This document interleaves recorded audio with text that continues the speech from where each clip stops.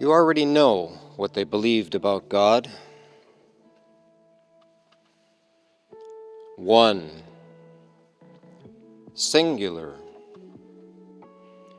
outside comparison.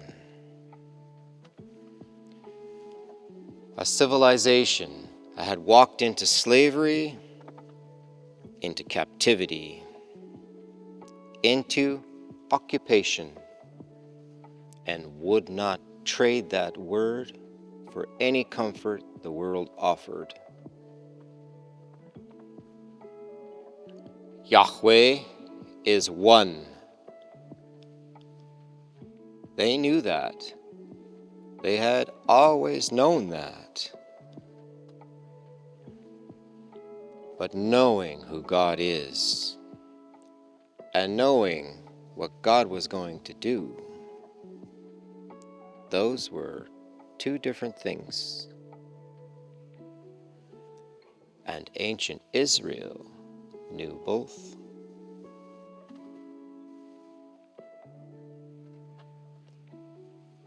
Let's go back to that world. Same villages, same morning prayers, same mezuzah on the doorpost, same Shema spoken at dawn and at dusk. But underneath the daily rhythm of that world, something else was present. Not anxiety exactly, and not despair. Expectation. A people who had been promised something specific, something they had been carrying for a very long time. They were waiting. And what they were waiting for was a king.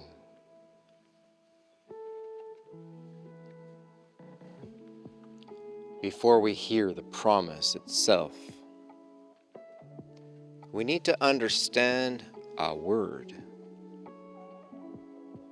Mashiach. You know this word. You've heard it in another language your whole life.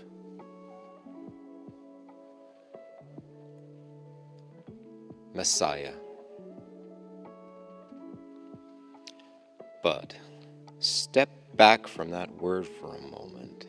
Set aside everything layered onto it across 2,000 years of theology and tradition and interpretation. Go back to what it meant in that world to those people. Mashiach means anointed one. Not a divine title, not a declaration of deity, a description of what happens to a human being when God sets them apart for a specific purpose. Oil poured on the head, a commissioning, a sending. Priests were anointed. Kings were anointed. Prophets were anointed. Every one of them human. Every one of them appointed by God for a role. Every one of them operating under God's authority, not as God Himself. The word had been in use for centuries before the first century. It was not a mysterious or exotic term. Every person in that world understood immediately what it meant. Someone God had chosen, someone God had set apart, someone God had sent. A human being chosen by God, anointed by God, sent for a purpose. That is the picture the word carried. That is what the people expected. Now, let's go to the promise itself. 2 Samuel chapter 7. David is king. Jerusalem is established. The ark of God is in the city. And David, who has built himself a house of cedar, is troubled that the ark of Yahweh still dwells in a tent. He wants to build God a house.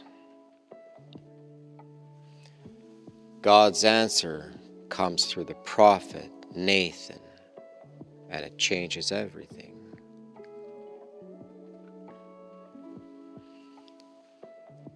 When your days are complete and you lie down with your fathers, I will raise up your offspring after you, who will come from your body, and I will establish his kingdom. He will build a house for my name, and I will establish the throne of his kingdom forever. 2 Samuel 7, 12 and 13. Sit with that. Not with what came after it in the centuries of interpretation. With what a man named David heard in that moment. God is not promising to come himself. God is promising to raise up someone from David's own body, his offspring, his bloodline, a son. On the throne of that son, God says, will be established forever. That is the Davidic covenant. That is the foundation underneath everything that follows. A human king from David's line on a throne that does not end.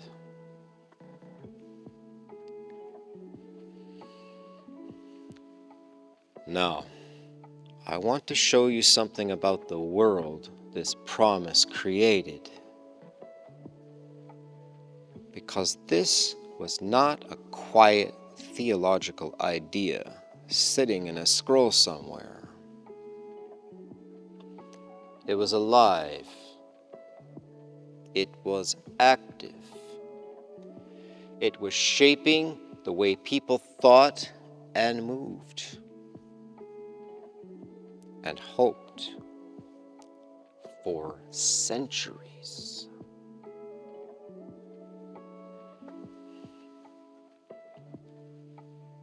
By the first century, the world of the Gospels, Israel had been under foreign domination for hundreds of years. Babylon, Persia, Greece, Rome, one empire after another. And with every generation of occupation, the expectation grew sharper, more urgent, more concrete.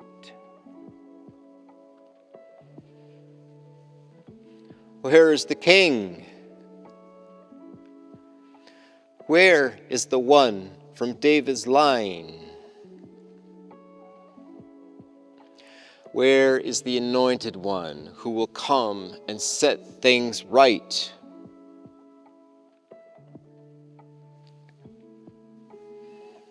This was not abstract theology.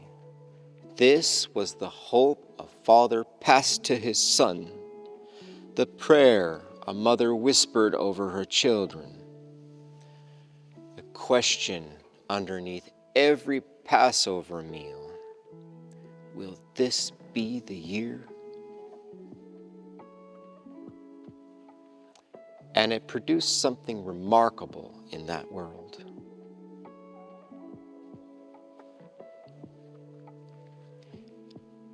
Messianic movements, real ones, before Jesus, during Jesus, after Jesus. Men who rose up claiming to be the anointed deliverer. Men who gathered followings. Men who were watched carefully by Roman authorities, not because Rome was interested in theology, but because a messianic claimant in first century Judea was a political threat, a king challenger.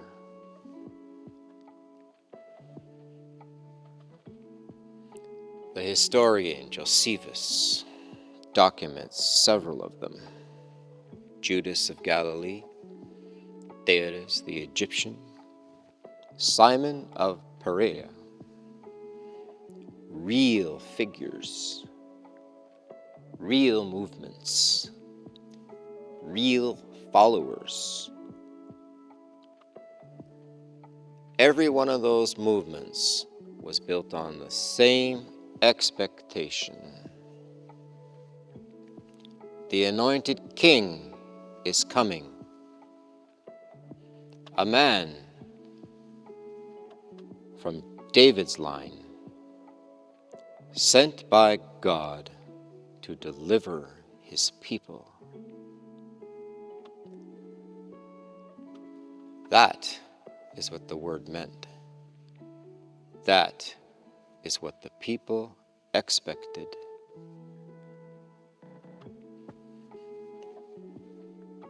Now, narrow the lens. Listen to how people spoke to Jesus in the Gospels. Not after the resurrection, not in the letters of Paul, not in later theology. In the moment, in the village, on the road, at the city gate,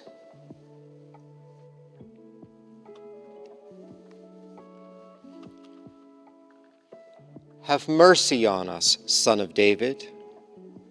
Matthew 9:27. Hosanna to the Son of David. Matthew 21:9. What do you think about the Messiah? Whose son is he? They said to him, the Son of David.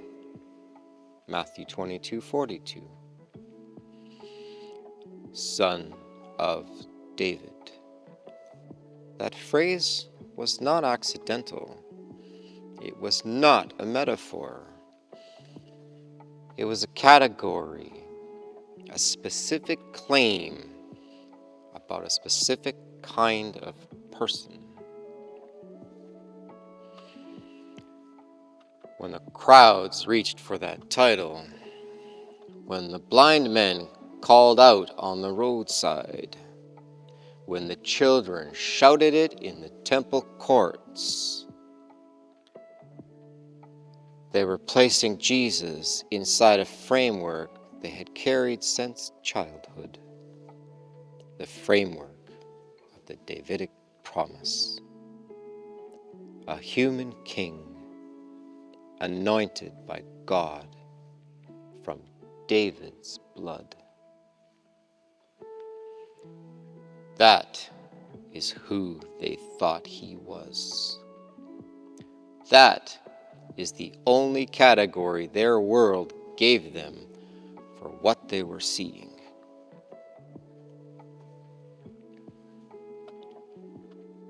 Here's what I want you to hold for a moment. Not an argument, not a conclusion, just the texture of that world. These were people who recited the Shema every morning. Yahweh is one, singular, incomparable, outside category, no equal, no rival, no partner. All those same people were watching for a king from David's line, a human being anointed by God, sent by God. And to them, those two things were not in tension, not even slightly. A God who is absolutely one sends an anointed human king to accomplish his purpose in the world. That is completely consistent. That is exactly what the covenant said. That is the world they lived in. This had always been how Yahweh operated. Prophets, priests, kings, anointed, sent, human.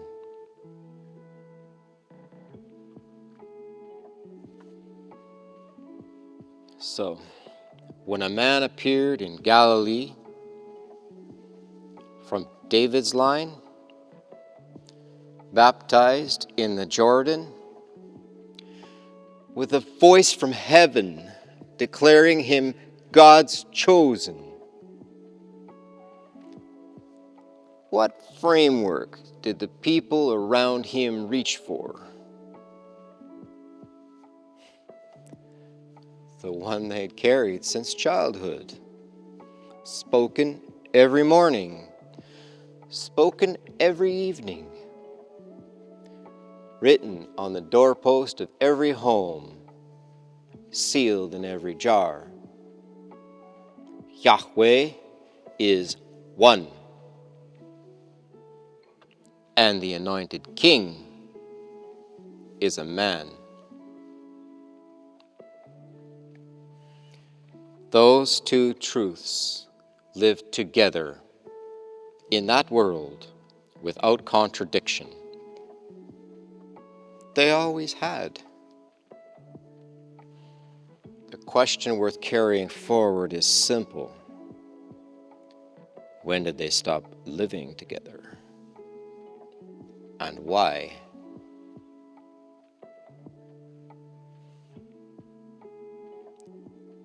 Walk in truth.